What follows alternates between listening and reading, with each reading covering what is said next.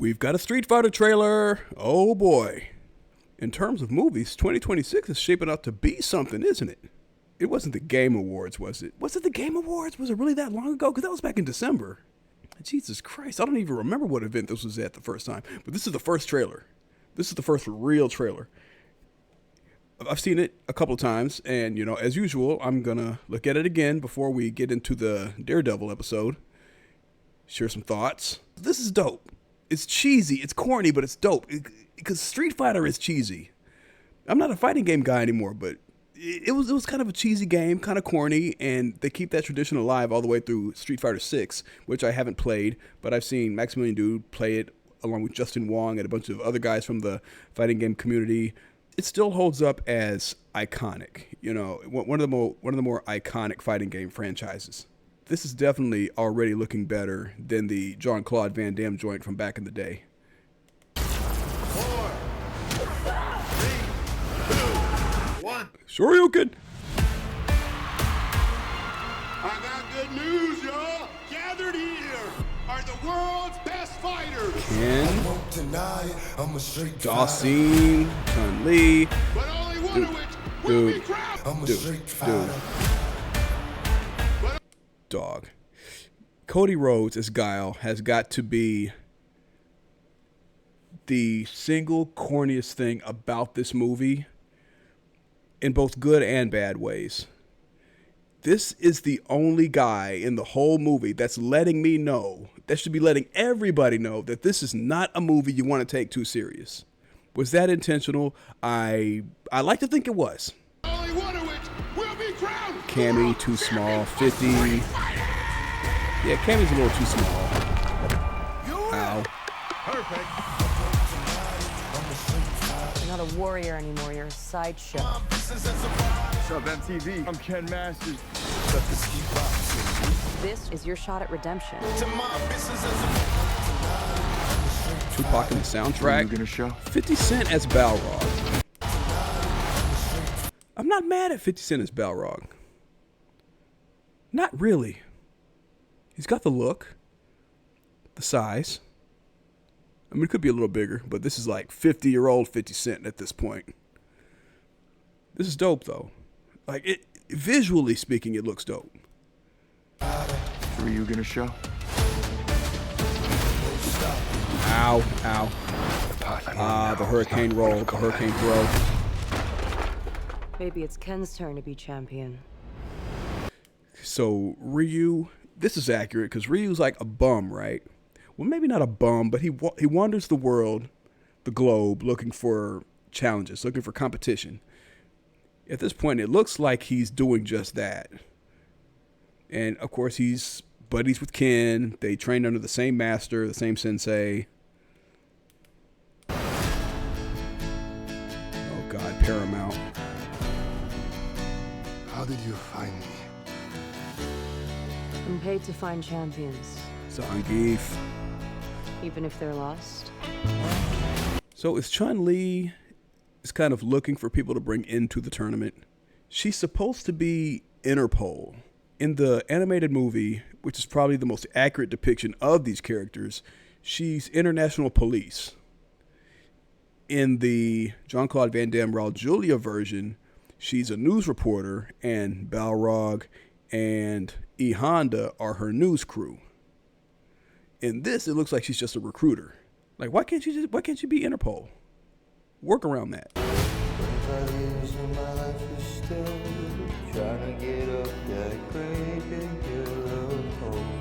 Okay, this is set in 93 also. Yeah, set in the 90s. That's a good call. Good to see you, old friend. Nice.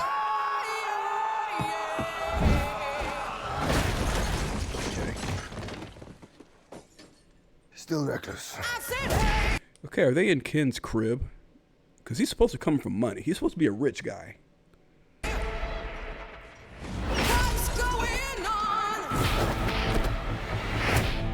Sit down. This tournament is not what it seems. We have to be ready.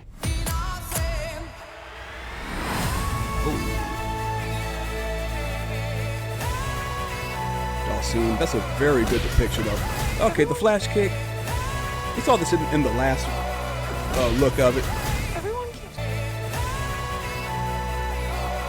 Okay, the flash kick. The flash kick. We saw this in the first look. When do you ever have to get a running start to do a flash kick? Everyone keeps going on about your thighs. What's going on? I don't see what the big deal is. What's going on? What's going on? Everyone keeps going on about your thighs. What's going on? I don't see what the big deal is. Actually, that tracks. That tracks. Cammy makes a crack about Chun-Li's thighs, which are iconic. I hate to throw that word around because all the kids are throwing iconic around like it means something. But Chun-Li has the most iconic thighs in video games, let alone fighting games. And her actor, I mean, hey, I have to agree with Cammy. What's going on about your thighs? Nothing special. I don't see what the big deal is. No, nothing special about Chun-Li's thighs. Bitch, please. Oh, okay. That's not to say she won't be a badass character. I'm not saying that. Just CG some legs on Chun-Li, please. oh, Zangief with the. Oh, I was about to say spinning pile driver, but that was obviously a German suplex. Jeez. Oh, hurricane kick. Oh my God, this is crazy. Oh, this is nuts. Oh,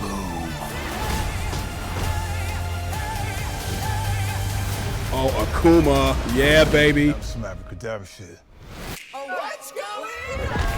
Shoryuken. Waka. Oh, boy. This is cool. Positive that a fireball came out of Ryu. Go it, Ryu! Hadouken.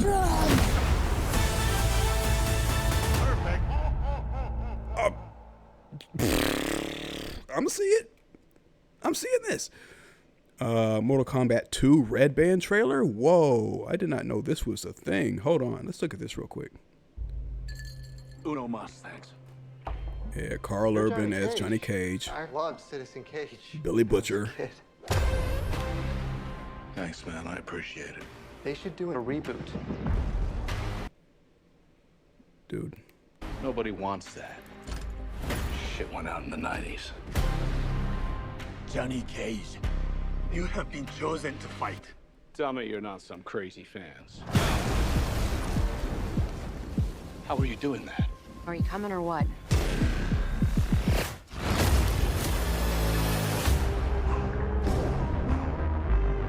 Where the hell am I? Have I seen this?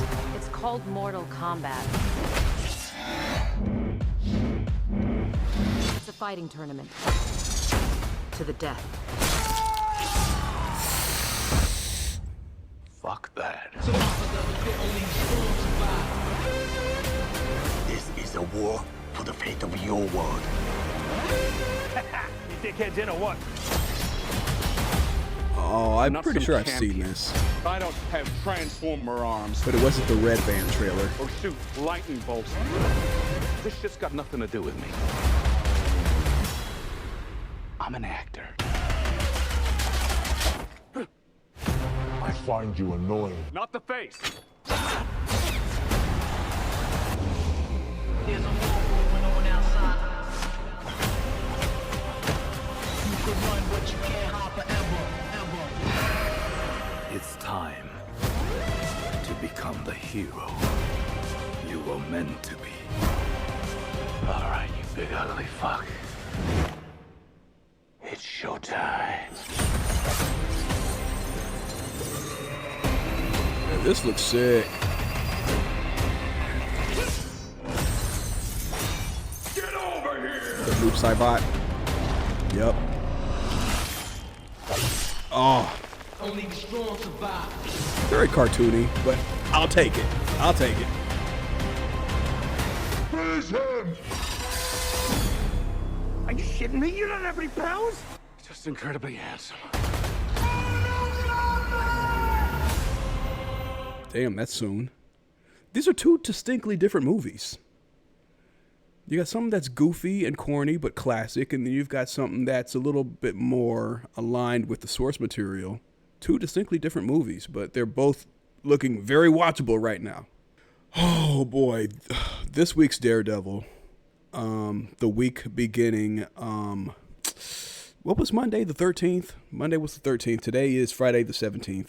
We're linking the Netflix generation to the Disney Plus generation. And we got a couple of swerves. One was pretty funny, the other one not so funny. But my prediction from last week's episode still holds up. Is that it's not looking good for the city right now. It's definitely not. So let's fire this up and let's talk about it. Flashing to the ER, where Vanessa is in critical condition with a shard of glass lodged in her head. We are fresh off of the last episode. I love it when episodes kind of connect. Like one episode takes place right after the previous episode ended. Kind of serves as a two-parter, even though everything's ongoing. Wilson Fisk, he transforms into a whole other guy. Someone you can sympathize with at the end of the episode. It's truly heartbreaking. I mean, I don't know what to say. I don't know what to say about Vincent D'Onofrio. He's just not the same guy. We don't, sir. Not yet. Pretty sure we have them surrounded. You do not have them surrounded. They both got away, but you don't tell the boss that. Whatever you need, use it. You got it, sir. Officer Powell, alive. Bring him in alive, you hothead. Trigger happy fuck. That's pretty cool how his paint, his black paint on his costume is starting to peel off. And by the end of the series, it's going to be red again. Going back to the Netflix series, he didn't even get his original costume until the end of season 1. So he always seems to level up his gear or change it at, the end of the season. Not a bad call, because you have to end on a really cool note. And what's cooler than your new colors fading away and bringing back your classic colors? But I'm going to miss the black suit. If he never gets another black suit, that'd be sad. I get it, I'll go, but just tell me, is she alive? I just want to make sure I get the story right. That is a little inappropriate, a little insensitive. I mean, but why wouldn't the people want to know if their mayor's wife is alive after an incident like that? Why wouldn't they want to know? Why would they want to keep that a secret? But the timing is bad. This is our first look back into the Netflix era. When they close in on the painting, that let me know, okay, this is back before she even met Wilson. This is the first time she saw the painting that she's going to eventually sell to him. I can promise you, you can add 2 zeros to the list price, and it'll sell faster than any other piece out front. The piece stays right where it is. If you don't intend on putting it on the floor, then why is it still there? The CG is awful. Like it matters. Like it even matters. She looks good. She looks real good. Vanessa, that's just murder. Vanessa Foggy. You don't say his name, pal. He got the death grip on him. I'm sorry, Mr. Murdoch. The answer is actually 10 to 12. Oh, come on. That was but so thank close. you for... New footage from the old era. We don't see these scenes in any of the old seasons. It goes into how Kingpin came to know Buck Cashman, as well as the first time Kingpin laid eyes on Vanessa. And granted, Netflix Daredevil was already canon with this since season 1. It already was. But when you go deeper by establishing connections between how Fisk came into contact with Buck Cashman, it just adds to that. It just adds to it. And I love it. Isn't the stunt coordinator playing Ray? Because I watched the podcast, the post-show podcast here on YouTube. And he looks familiar. He looks like the guy who coordinates the fights or the stunts. I might be wrong. I'm a dead man. The second I go in. So, I'm not signing shit. I I'll take my chances with a public defender. Oh, no, don't do that. How does he think he's going to have a better chance at getting no jail time with a public defender? Wesley is alive here. He dies towards the end of season 1. Karen lights his ass up. He kidnaps her and takes her to a warehouse and tries to intimidate her into playing ball. I forget what the situation was, but he tries to intimidate her. He gets a phone call, leaves his loaded gun on the table in front of Karen. He gets a phone call. He picks up the phone. Karen seizes the opportunity and lights his ass up. Empties the clip on him. Wow. Wow. What a scene. Very cool scene. But that was probably, well, see, they bring up Bitcoin. That launched in like 2009, 2008. Season 1 was probably, I don't know. I want to say 2018, probably before that. This series of flashbacks that revolve around Matt and Foggy and Wesley and Kingpin, that's probably between 2008 and 2018. Maybe not even as late as 2018. Maybe as late as 2016 or 17. First you try to kill me, and then you try to save me. And I'm the one who needs help. That is wild, but it's completely in line with Matt Murdock's character.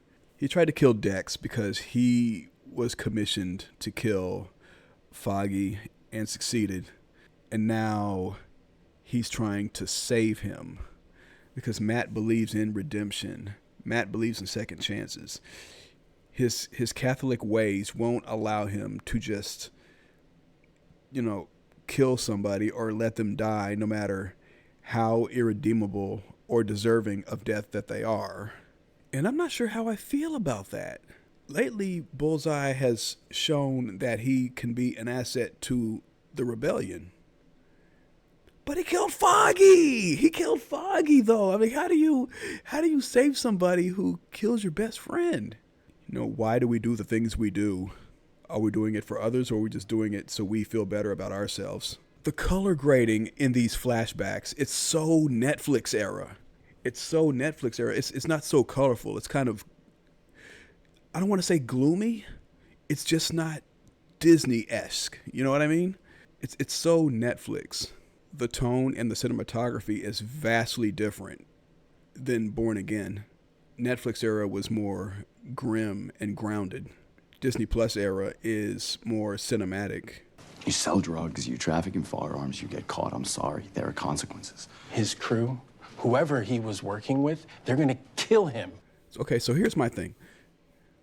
A crime is a crime, and the law is the law.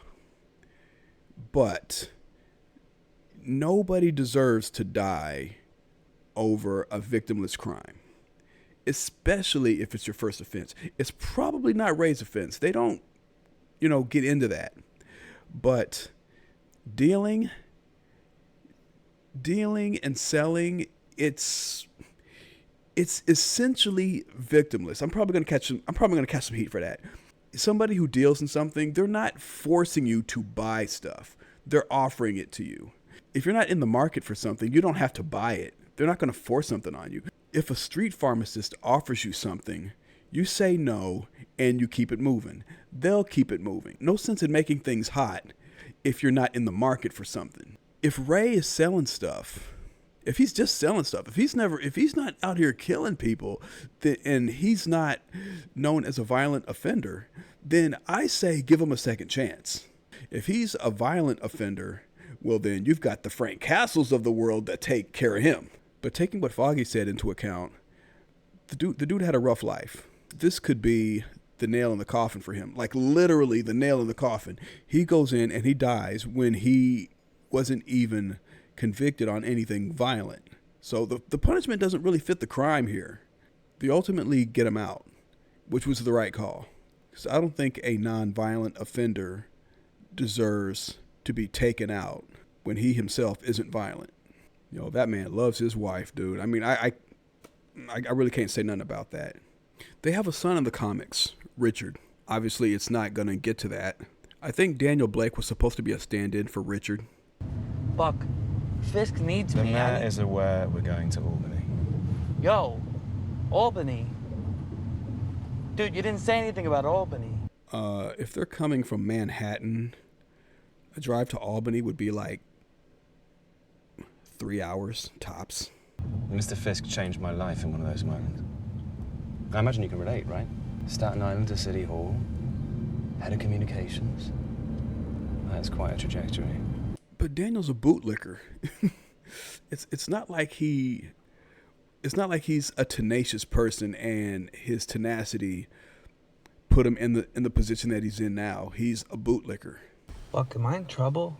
Be right back. He's scared that he's going to get taken out. They're on a mob-style drive hours away from the city, and this is Daniel's third screw-up. This is his third strike. So by Mobland rules, it's time for this motherfucker to die. It's time for this motherfucker to take that long drive out into the middle of nowhere and just never come back. And Buck just leaves him worried and scared that this is it for him. He wants to bail, but he knows he can't, because then he looks guilty. He swore up and down that he didn't leak Mrs. Fisk's condition, but he knows he did. And if he peels off and leaves Buck, then it's clear that he did. And he's trying to avoid the inevitable. Oh, baby. And it's kind of funny because he's in The Sopranos for an episode.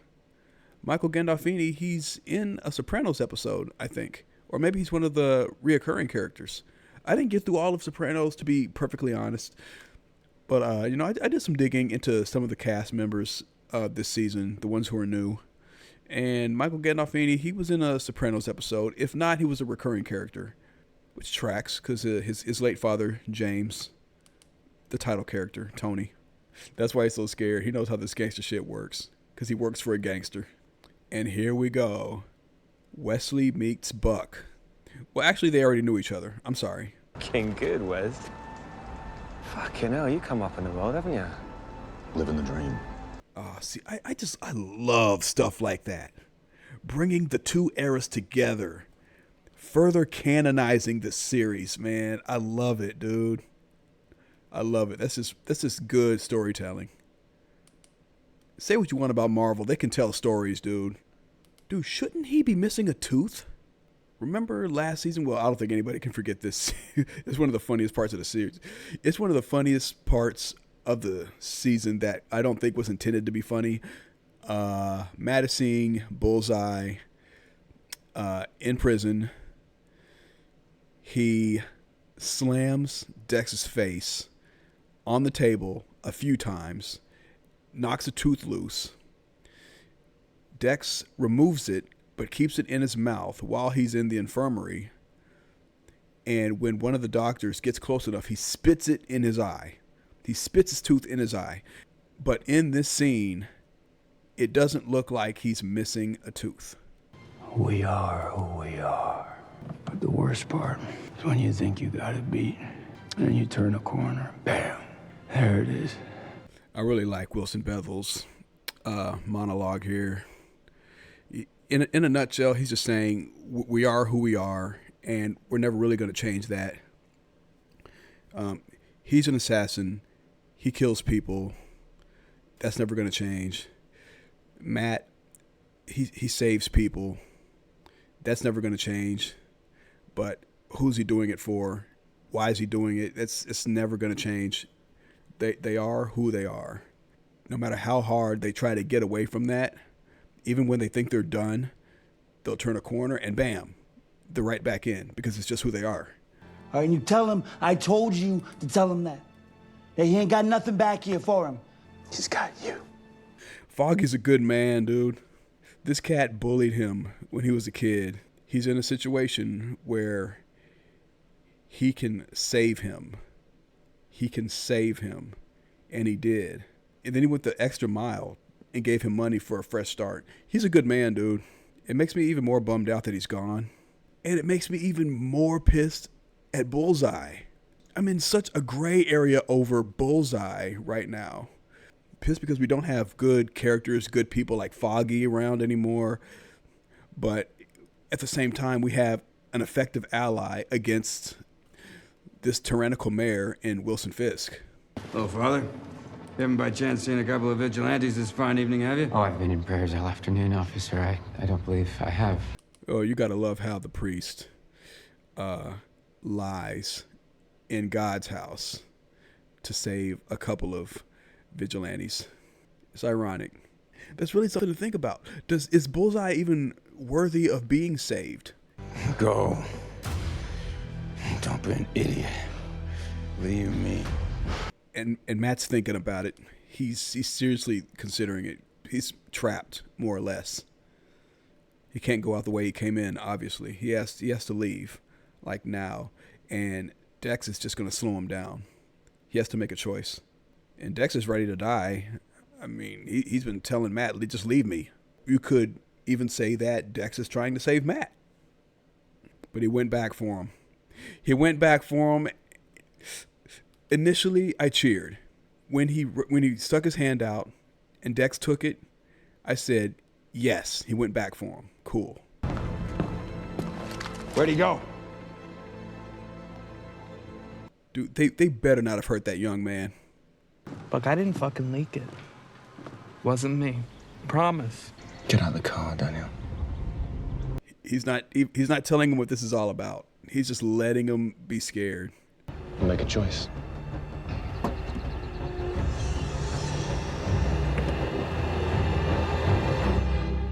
Saw or shovel? So Daniel just revealed who he really is out of fear for his life.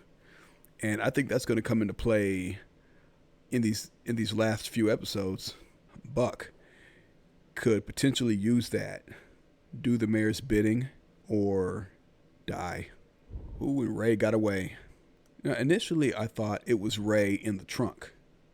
Like, I thought Buck caught up to him somehow, but then I remembered, no, he killed the first mate. That was the first mate in the trunk. But we still have the recording that Karen and Kirsten made, was it last episode?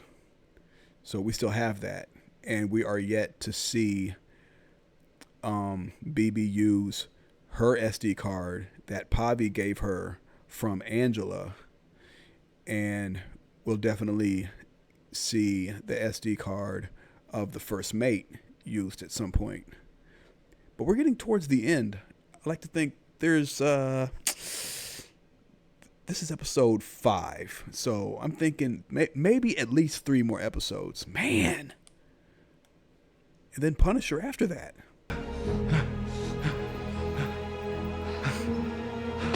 It'll help. She is not happy about this. No way. She's going to chew him out. That should be the very first scene in the next episode. Karen just chewing Matt out over saving the man who killed their best friend. What is he doing here? What the hell is he doing here? Can I get you something to drink? Like water? Or are you hungry? I can get you something to eat. Anything. I could get anything you want. Dude, I swear, I almost got emotional at this part. This is the villain. This is the villain of the show, and he's coming undone over his wife, and it's, man, he's dog. It's so crazy. It's so crazy. Like his wife almost died, and he's just come apart over it. And first watch, I got a little emotional over it. Like bro, he's a whole different guy over her. What is he gonna turn into without her? It's worrying. We've never seen Wilson Fisk like this before. It's a little jarring. Will you tell me a story? A story? Yes, a story, please. What kind of story would you like me to tell? When I was a boy. So this is the first time he ever even saw Vanessa. Like, oh shit, she's fine. Wilson. Yes, my love. Will you tell me a story? Yeah, something's wrong. Yeah, like I knew right away. Oh no. Like she's not getting oxygen to her brain. There's maybe some more bleeding going on, and something's wrong.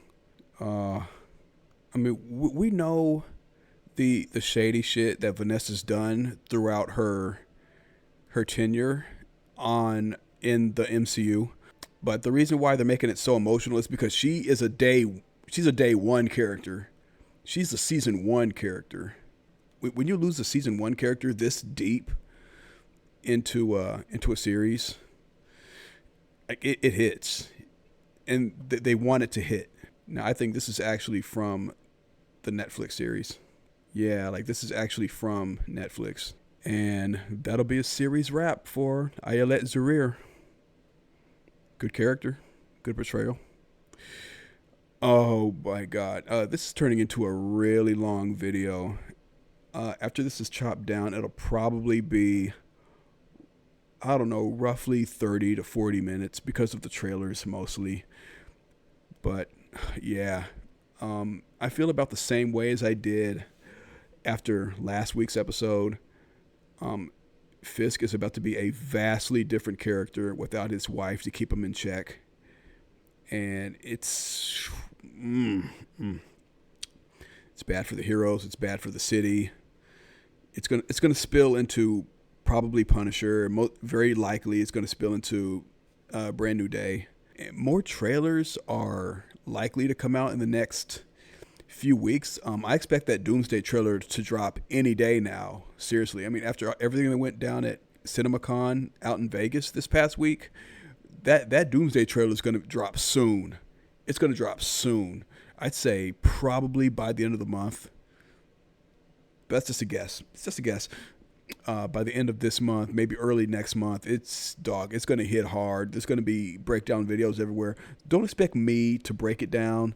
I've never been really good at those, but I'm definitely going to look at it. It's probably going to be featured before one of these Daredevil episodes, maybe before Punisher, maybe before I get into Pragmata, which also dropped today, Friday the 17th.